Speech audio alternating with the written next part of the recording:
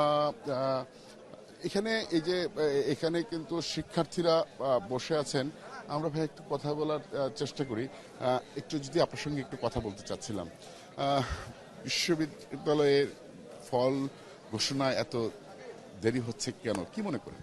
আসলে এটার প্রধান কারণ ছিল আমাদের যে বিশ্ববিদ্যালয়ের যে প্রশাসন তারা যে ডাকসু প্যানেল করছে এখানে একটা অব্যবস্থাপনার জন্য দায়ী।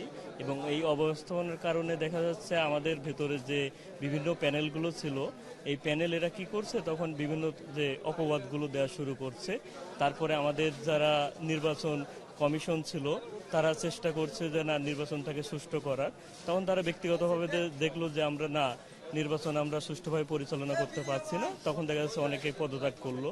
তারপরে আমাদের এখানে আরেকটা কারণ ছিল যে আমাদের যারা মানে শিক্ষার্থী ছিল তারা কিন্তু সবাই উৎসবমুখর পরিবেশে ভোটটা দিয়েছিল। এবং ভোটটা দেওয়ার কারণে তাদের ভিতরে একটা নির্বাচনী আমেজ ছিল। এবং আমেজ থাকার কারণে দেখা যাচ্ছে আমরা সবাই অপেক্ষা করেছিলাম যে না আমাদের সুষ্ঠু একটা ফলাফল আসুক। কিন্তু এই যে 3 দিন একটা বিলম্ব হলো, এই বিলম্বের কারণে দেখা যাচ্ছে সবাই একটু মানসিকভাবে ধন্যবাদ। শুনছিলেন যে আসলে তারপর শিক্ষার্থীরা কি মনে করেন এই বিষয়ে কথা বলে। আমরা একটু কথা বলি। দেখছি এখানে অনেক গভীর রাতে অপেক্ষা করছেন।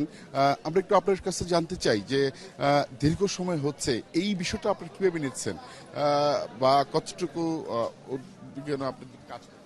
আসলে যেহেতু এটা জাহাঙ্গীরনগর ইউনিভার্সিটি, তো এটা আমাদের কাছে আসলে স্বাভাবিক, কারণ আমাদের এখানকার সব কাজই হচ্ছে যে একটু ধীরে ধীরে হয়।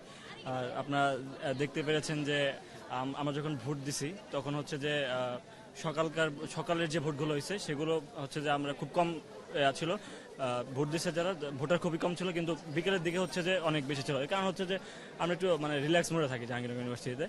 এবং এই যে আপনারা হচ্ছে যে এখন তো গণনা শুরু হচ্ছে, আপনারা দেখতে পাচ্ছেন যে মানে গতকাল থেকে শুরু হয়েছে। এখন আমরা অলরেডি হচ্ছে এখানে বিছানা বালিশ সবকিছু নিয়ে এখানে আসছি, জানি না আরো কয়দিন ওয়েট করতে হবে। আমার মনে হয় আরো 2 দিন লাগতে পারে, কারণ প্রশাসনের যে ঢিলামি এটা থাকবেই সবসময়। জাহাঙ্গীর ইউনিভার্সিটি এটাই আসলে।